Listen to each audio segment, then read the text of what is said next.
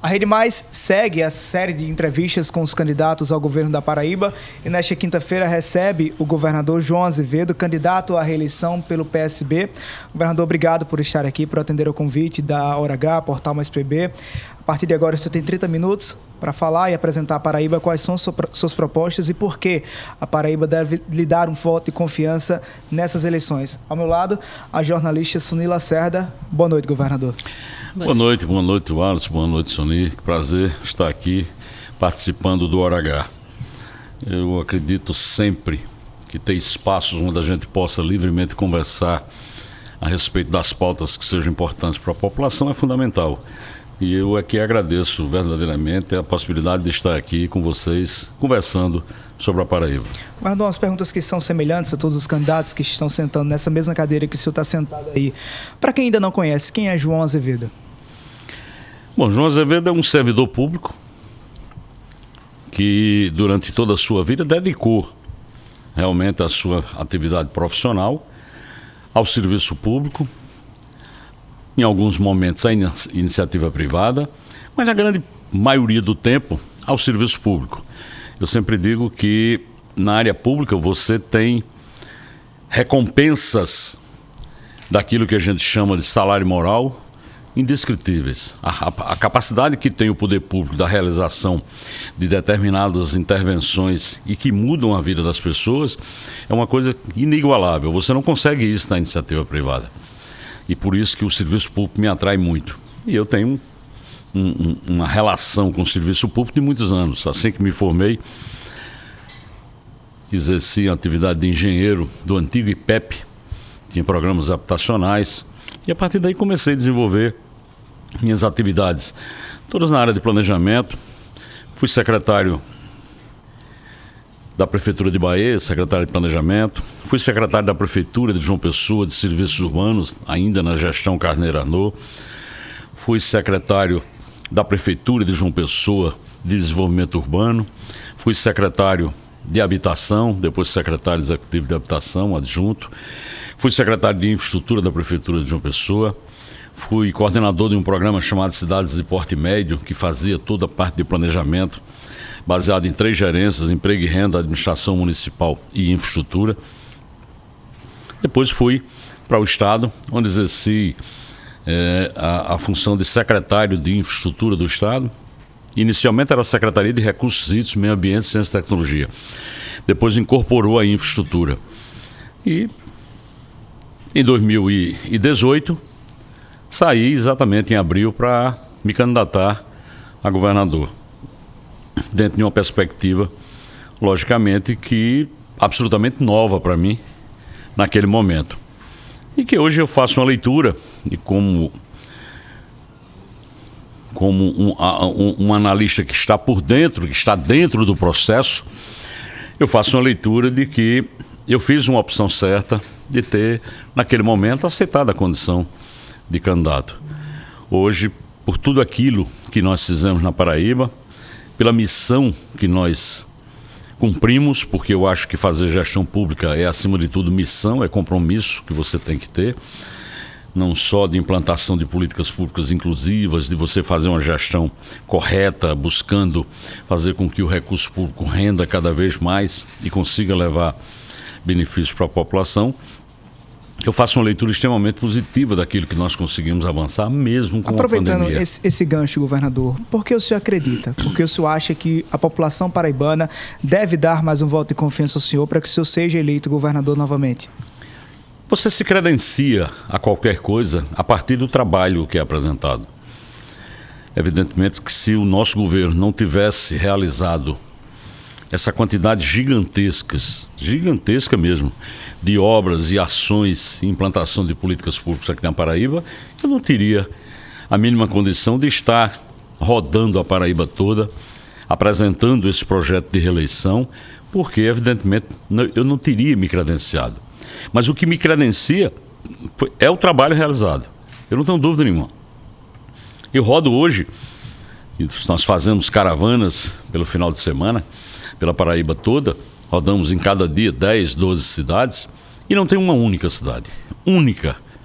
Não existe uma única cidade na Paraíba em que o governo não se fez presente. com obras, com ações, com políticas públicas que estão verdadeiramente mudando a vida das pessoas lá. Então, isso é o que me dá, sem sombra de dúvida, a condição de caminhar pela Paraíba toda, como eu sempre digo, de cabeça erguida. Até porque em cada lugar que eu chego, existe quase sempre nas falas dos prefeitos e líderes locais uma prestação de contas daquilo que está acontecendo.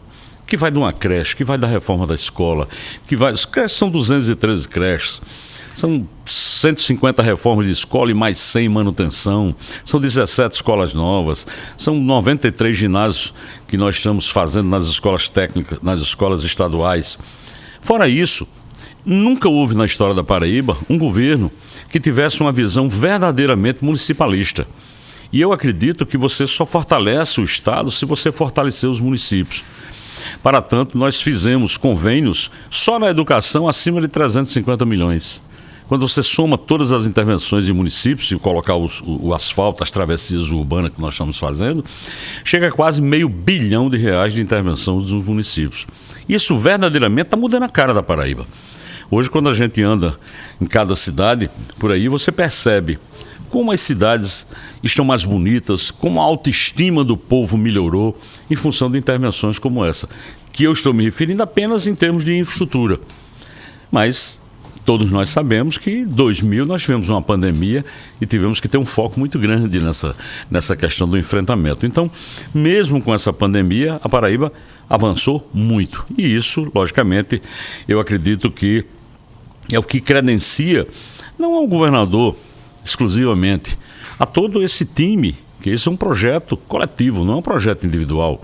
Eu já passei da idade de ter vaidades pessoais como essa de ser governador de novo. Não, governador eu já sou, eu já tenho o título de governador.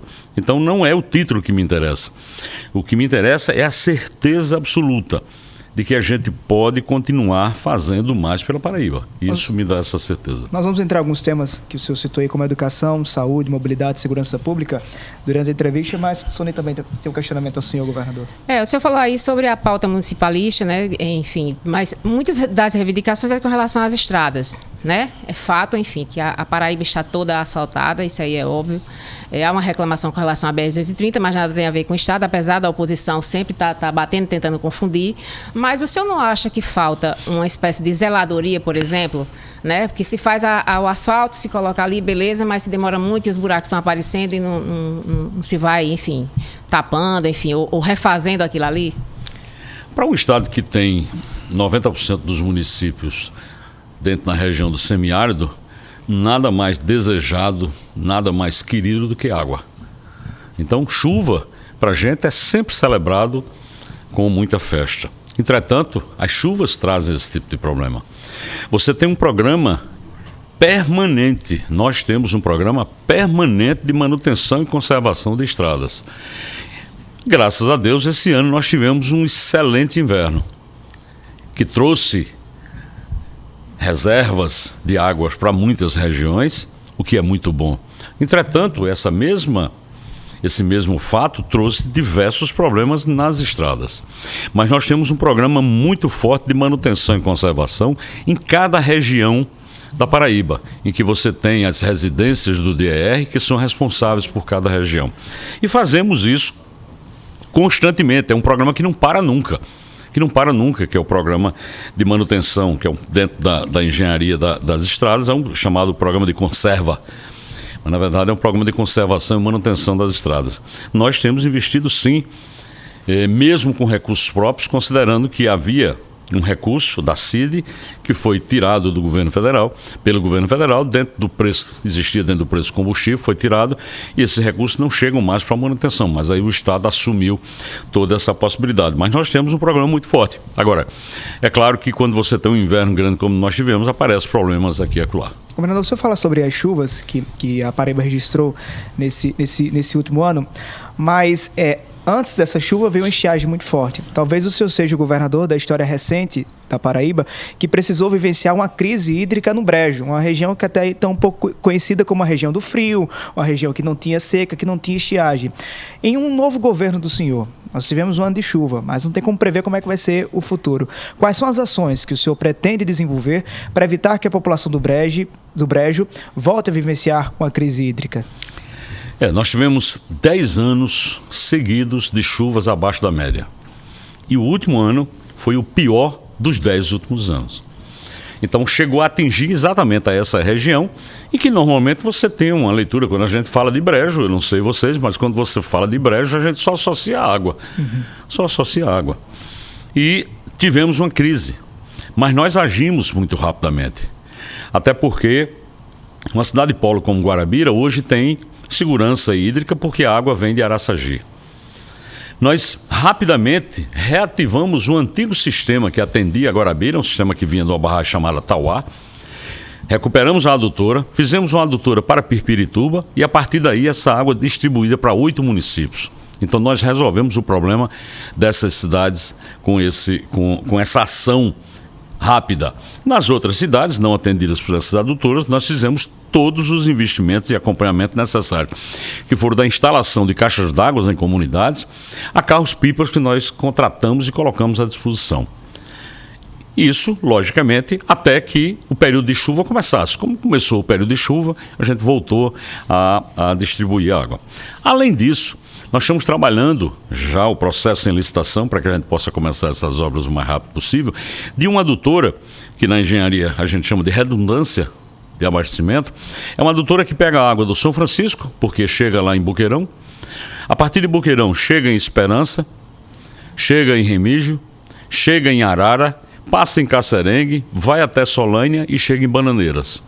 Então você terá, para a região do Brejo, redundância de abastecimento. Os sistemas a partir da barragem de Canafístula, fornecendo água, e você terá essa adutora que garantirá 100% do abastecimento. Há uma previsão de conclusão, governador? Não, isso é uma obra. Essa obra ela tem uma previsão de 2 anos para conclusão. E tivemos agora, a partir de Camará, também um acúmulo de água que servirá para abastecer, principalmente Remígio e Esperança, a Lagoa Nova. São cidades que serão beneficiadas com essa água de Camará. Ou seja, os recursos hídricos na Paraíba, eu sempre digo que dentro da matriz de infraestrutura é aquele segmento que ainda requer uma atenção, porque com a solução definitiva, levando segurança hídrica para todos os municípios, você terá resolvido a matriz de infraestrutura capaz de atrair negócios, que esse é o objetivo. Então, nós estamos investindo muito.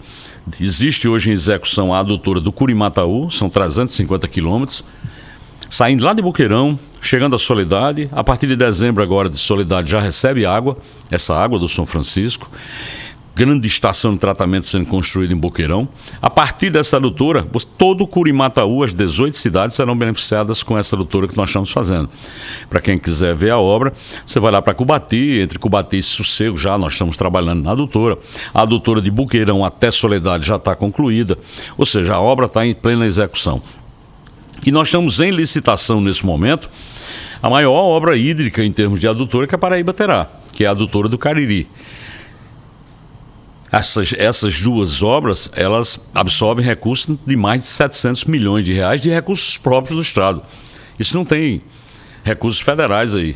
E somando os dois percursos, você tem algo em torno de 700 quilômetros de adutora. É uma obra gigantesca, mas trará segurança hídrica para toda a região do Cariri, obra que está em licitação. É uma licitação mais demorada porque é uma licitação internacional, por conta de ser recursos do próprio Banco Mundial, e a adutora do Curimataú que está em execução.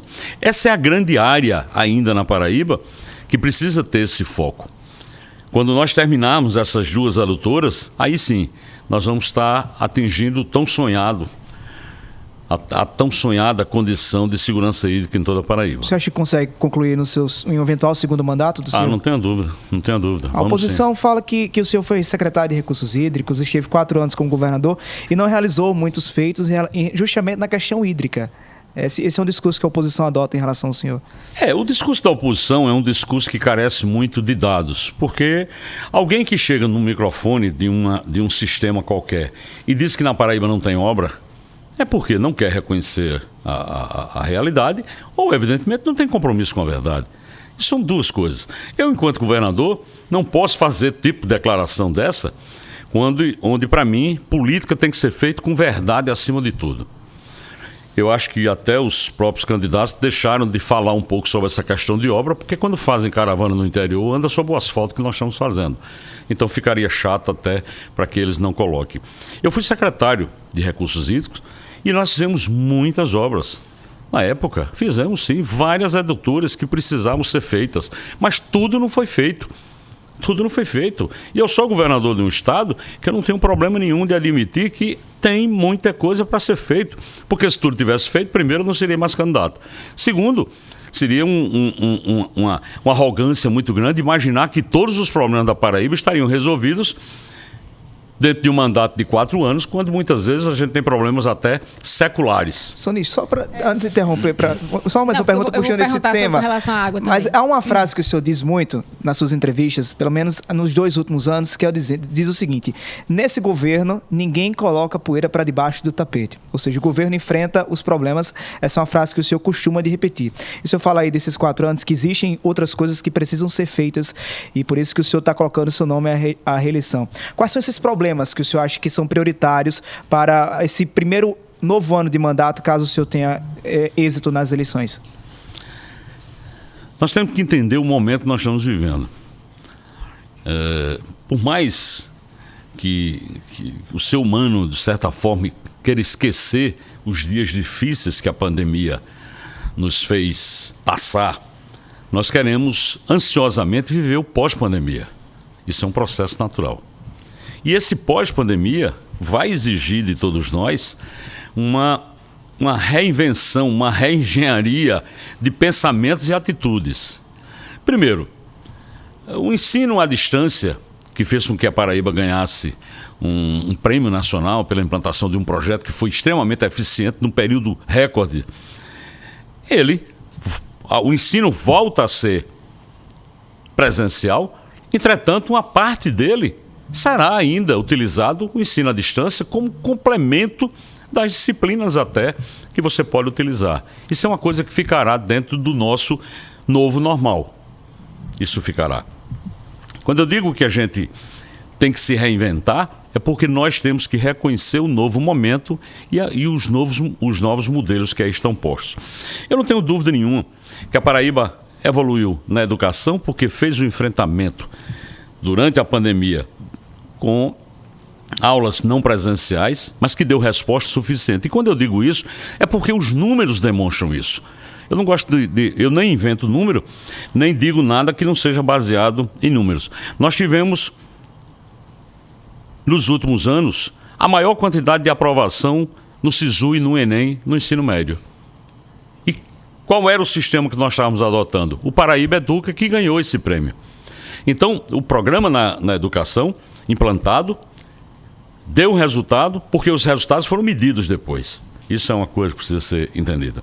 Na área de saúde, nós tivemos capacidade de enfrentar a pandemia, mas ao mesmo tempo fazer programas como o Opera Paraíba, que era um programa que todo mundo me dizia, na época que eu cheguei no governo, que seria impossível de resolver. Não, isso é impossível de resolver. Todos os estados têm esse problema, isso é um problema nacional. E não se consegue resolver. E nós resolvemos. Porque eu sou muito teimoso com relação a esse tipo de coisa. A gente foca naquilo, no problema, equaciona o problema, faz uma modelagem para resolver e nós resolvemos. Fizemos 30 mil cirurgias já. São 30 mil paraibanos e alguns que nem sequer procuravam mais o serviço de saúde porque não acreditavam. E que nós estamos resolvendo. E por isso que eu digo sempre que no nosso governo a gente não joga lixo para debaixo do tapete. Os problemas são enfrentados e nós resolvemos. Encontramos problema na segurança, encontramos uma famigerada bolsa que foi criada aí e que levava um coronel, por exemplo, da polícia, quando ia para a reforma, perdia R$ 6.500 do seu salário. E aí você gera um problema, ninguém quer ir para a reforma. E você bloqueia a carreira militar. E eu tive que destravar tudo isso. implantando uma lei de proteção que mudou isso, essa relação, abriu, descongestionou as progressões, tanto que nós já fizemos 10 mil promoções dentro da Polícia Militar, dentro da segurança, desde que eu cheguei ao governo. Pela primeira vez na história, todos os profissionais da Polícia Civil serão promovidos dentro de uma única gestão. Tudo isso porque a gente descongestionou esses bloqueios que existiam. Nós tivemos condições de, através do diálogo, sentar com 17 entidades que representam a área de segurança e com cada uma delas dizer aquilo que era possível, aquilo que não era possível, quais são os avanços que a gente poderia fazer e ter. E fizemos isso com muito respeito, mesmo tendo parlamentares até que queriam que o caos se instalasse porque era importante para eles. E mesmo assim, eu assumi pessoalmente essa discussão com todas as entidades e conseguimos resolver. Está aí. Plantamos o PCCR da Polícia Civil, estamos trabalhando no PCCR da Polícia Militar, vamos fazer concurso público para a Polícia Militar.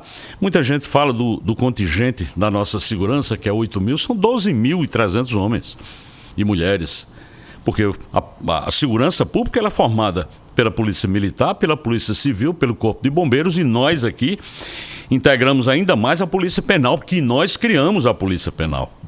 Então, esse sistema leva, logicamente, a quase 13 mil pessoas que trabalham para dar esse respaldo. Além disso, nós estamos investindo na segurança em novas tecnologias, o que faz com que, dentro de um centro de monitoramento e controle, igual o que nós já inauguramos em Patos, vamos inaugurar esse mês agora em Campina Grande e o de João Pessoa até o final do ano, você tenha condições de ter 2, 3 mil câmeras ligadas e policiais monitorando diversas áreas, ao invés de estar rodando na rua e rapidamente poder dar resposta. Isso é tecnologia, são mais de 100 milhões de reais investidos nisso. Então, é uma associação.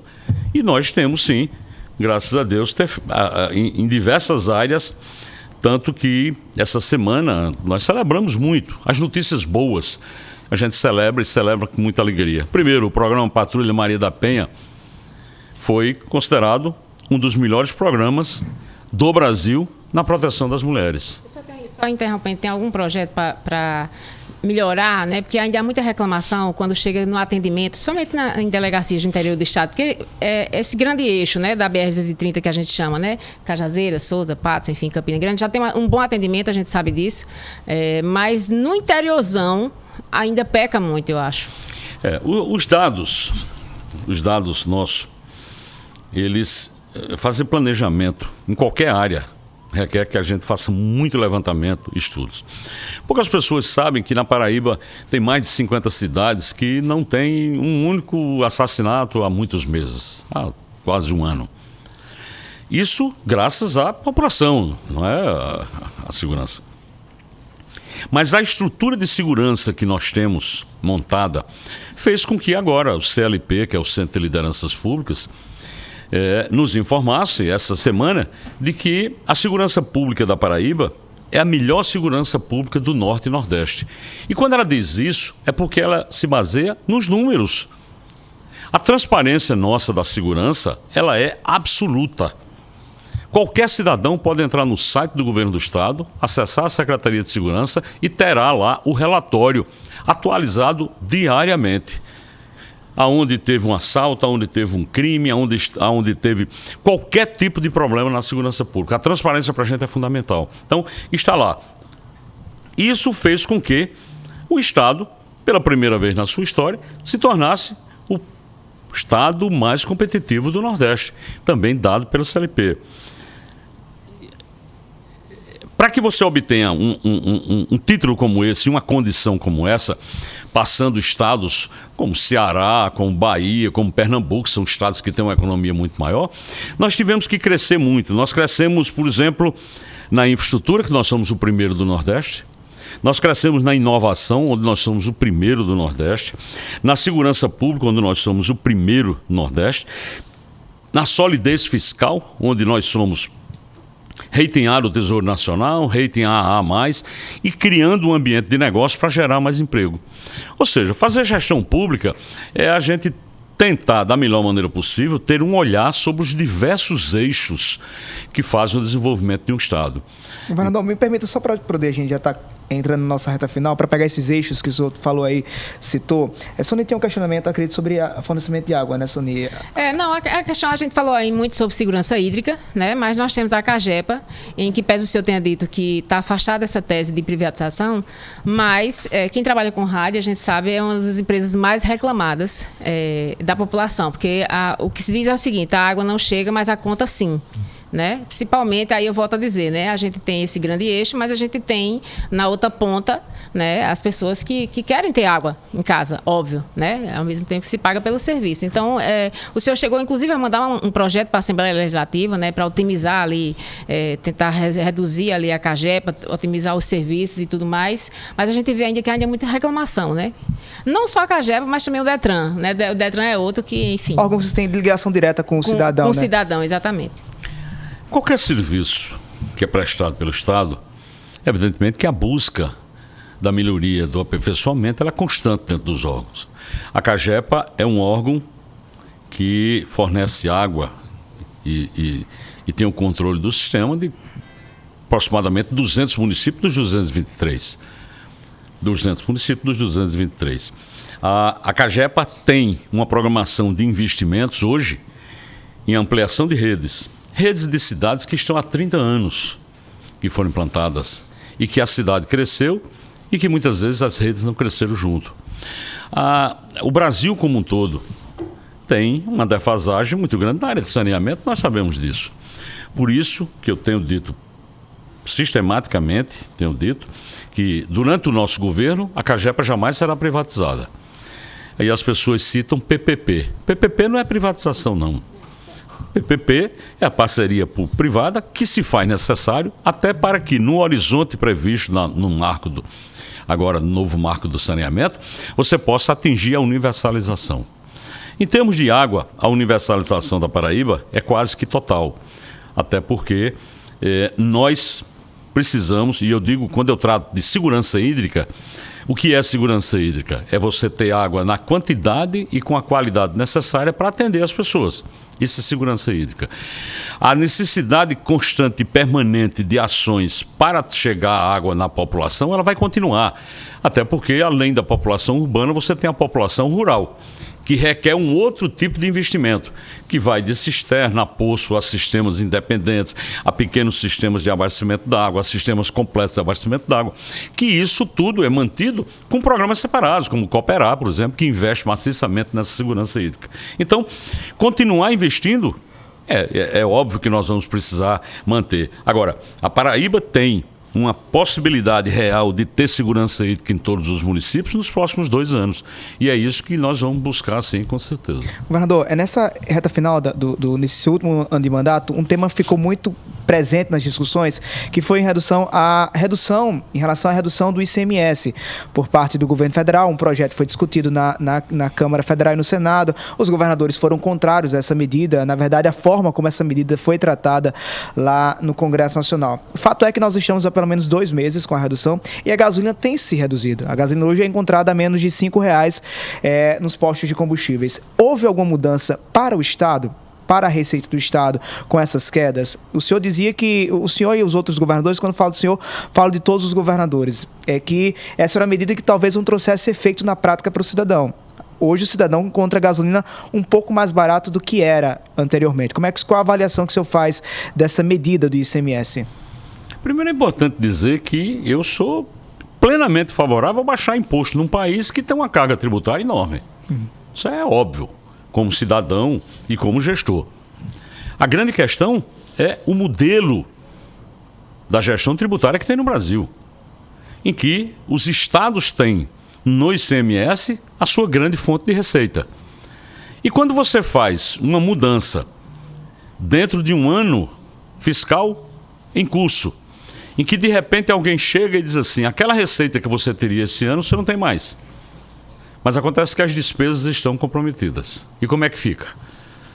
Essa é a questão.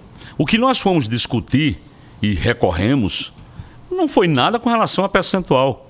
Porque qual é o combustível que mais impacta no preço dos produtos? Diesel. É o diesel. Porque o diesel é que abastece os caminhões que faz o transporte das cargas. A nova lei estabelece que o diesel terá que ser cobrado com ICMS de 18%. Você sabe quanto é o ICMS na Paraíba do diesel? 18%. 18%. Então, já era 18%. O que nós colocamos e fomos discutir é que você não pode, no meio de uma partida, mudar a regra do jogo.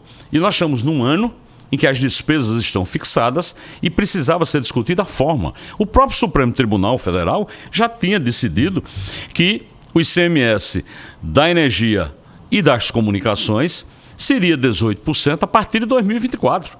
O problema é que o Congresso foi e antecipou para esse ano, numa medida eleitoreira, sim. Isso foi só para tentar interferir nas eleições, no resultado das eleições, porque já havia uma definição do Supremo. E é essa a discussão que se tem. O preço dos combustíveis tem uma política de preço da Petrobras, que é a dolarização. O que está acontecendo é que está havendo uma contenção de qualquer reajuste durante esse processo. Você acha que é eleitoral essas medidas? Não tenho dúvida nenhuma. Até porque se faz um aumento de um antigo Bolsa Família de 400 para 600 reais, mas quando se manda o orçamento para o Congresso Nacional, manda-se um valor de 400. O senhor é a favor dessa transferência de renda para essa população mais carente? Sou, sim. Eu acho que verdadeiramente... O valor de 600 reais é adequado? Não, acho que deveria até ser mais. O Brasil tem que buscar fazer isso. Até porque a falta dessa política verdadeira, e é bom lembrar que o governo federal, quando mandou a proposta para o Congresso, era 200 reais. Foi o Congresso que subiu para 400. E agora subiu para 600 à véspera da eleição e isso aumenta até dezembro. E mandou um orçamento para o próximo ano, baixando para 400. Então, vocês jornalistas podem fazer uma análise mais detalhada disso. Agora, essa renda, ela é necessária nesse momento. Até porque o Brasil voltou ao mapa da fome. O Brasil voltou a ter 33 milhões de pessoas em insegurança alimentar. E essa semana, ontem precisamente, o Valor Econômico publicou um levantamento feito das pessoas que estão em alta insegurança alimentar, moderada e mais num nível muito menor de insegurança alimentar. E a Paraíba é o estado que tem um menor percentual de famílias em insegurança alimentar, tanto grave quanto moderada. E isso é fruto das políticas públicas que nós implantamos nesse estado, como o programa Tá na Mesa, como o programa Prato Cheio, como mais de que dobramos o número de restaurantes populares e que fornece 1.300.000 refeições por dia. Adversários do senhor, governador, desculpa só interromper, dizem que essa medida do senhor também é eleitoreira, do fornecimento do Tá na Mesa. Esse programa começou há mais de um ano. Esse programa começou há mais de um ano, quando nós detectamos que tinham pessoas verdadeiramente precisando. Quando aqui em João Pessoa, a gente tinha um programa em 2019 chamado Prato Cheio, em que a gente fornecia 500 refeições por dia, em parceria com a Arquidiocese. E sabe quantas hoje nós distribuímos por dia? 4.500. Isso significa dizer que houve verdadeiramente, sem precisar fazer pesquisa nenhuma, um empobrecimento da população. E a partir dessa identificação é que nós criamos esse programa, que tem mais de um ano já. Isso não tem nada a ver com eleição. Esse programa tem com essa na tentativa de minimizar esse impacto. Eu sempre digo que esse é um programa que me orgulha muito. Me orgulha muito, verdadeiramente, enquanto governo. Mas é um programa que eu gostaria que não tivesse. Eu gostaria que cada um tivesse seu emprego, sua renda, fosse e comprasse seu próprio produto, sustentasse sua própria família. Isso é dignidade. O Estado tem dado condições para que essas pessoas, que além de receber assistência social, também tenham condições para ter acesso ao emprego, ter acesso à educação? Tem a contrapartida? Porque, na verdade, o que nós precisamos é criar um ambiente propício para o desenvolvimento de um Estado. Na hora que você cria um ambiente em que você tem a atração de empresas, o Estado é um meio. O Estado tem que criar as condições para que você traga cada vez mais empresas para cá. E eu fico muito feliz quando o Grupo Magazine Luiza escolheu a Paraíba, a Whirlpool, que é dona da Consul, Brastemp, Christianide, escolheu a Paraíba, o Grupo Balfá, que agora está produzindo 3.000 painéis solares por dia aqui na Paraíba, aqui em João Pessoa, quando grupos se instalam na Paraíba, gerando emprego e renda, fazendo com que os dados do CAGED, basta consultar, esse ano, eu acho que a exceção de 2 meses, o restante nós tivemos saldo positivo de emprego. Saldo positivo significa o número de pessoas com carteira assinada, empregos com carteira assinada, acima das demissões. Então, nós criamos essa condição. Criar essa condição para chegar mais empresas e gerar os empregos é o que nós queremos. Ontem mesmo em Campina Grande eu visitei uma fábrica de tinta lá, que é campinense, que é daqui da Paraíba, e que tem 500 pessoas trabalhando diretamente e mais 200 de emprego indireto. E todas elas com incentivo muito grande do FAIM, que nós fazemos. Isso inclui essa empregabilidade para jovem também, principalmente os que estão saindo aí? Claro, e essa é a nossa escolas? preocupação. Quando nós criamos o programa Primeira Chance, é um programa que pega o jovem, porque quando você chega no mercado de trabalho, a primeira pergunta que alguém faz é: tem experiência? Tem experiência. Ora, como é que você tem experiência se você está saindo da escola? Então, nós criamos o programa Primeira Chance, e esse programa, ele permite que o jovem vá para uma empresa, trabalhe com uma bolsa que o Estado paga. Não é o empresário, é o Estado que paga, e ele passa naquele período lá e, com certeza, se adaptando ao trabalho, ele vai ser aproveitado da empresa, que é o que está acontecendo. Da grande maioria dos nossos jovens estão ficando no próprio emprego. Da mesma forma, nós estamos abrindo também para o Primeira Chance espaços dentro do próprio governo, nos órgãos públicos. Nós pegamos, por exemplo, quando alguém liga para o 190 da Polícia Militar, quem atendia lá era um policial, para anotar, para fazer a devida anotação. Nós substituímos por alunos da escola pública dentro do programa Primeira Chance. E os policiais nós colocamos para a rua, para fazer o trabalho de rua, como é muito mais importante para a sociedade. E a burocracia está sendo feita por alunos. Ou seja, tudo isso nós estamos mudando, era um processo. E vamos implantar um programa a partir do próximo ano, que é o programa para incentivar as empresas a ficar definitivamente com esses alunos. Isso é a melhor forma.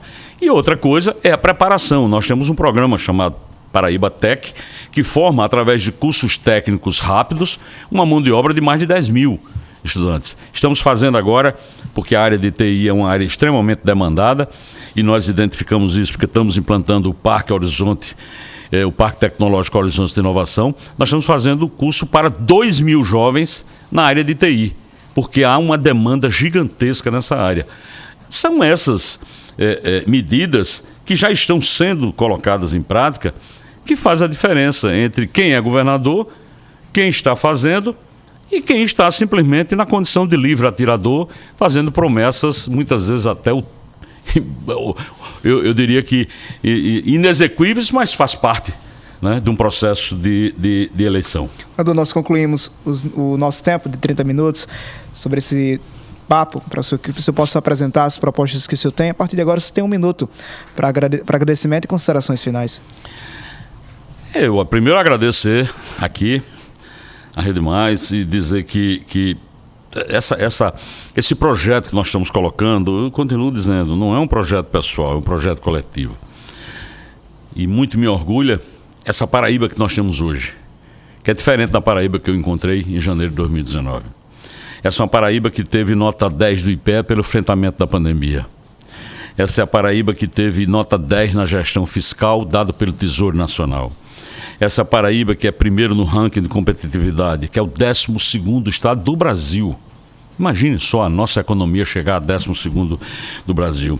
É o primeiro lugar na segurança pública do Norte e Nordeste.